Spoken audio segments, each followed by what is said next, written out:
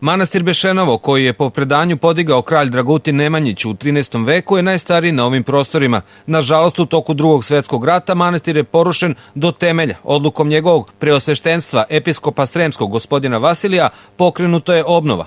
Prema rečima Aleksandre Andrejević Miljanović, pre godinu dana izliveni su novi temelji manastira. Pre samo godinu dana, u septembru 2013. godine, izliveni su novi temelji, a danas je hram stavljen pod krov. Stotine dobrih ljudi, organizacija, firmi i udruženja su pomogle da se ove godine, posle skoro jednog veka, ponovo manastirska slava Aranđelovdan proslavi u ovoj svetinji. Sa velikim zadovoljstvom možemo da pomenemo da su članovi udruženja Kraljevina Srbija iz Inđije uključeni u obnovu manastira Bešenovo od prvih dana.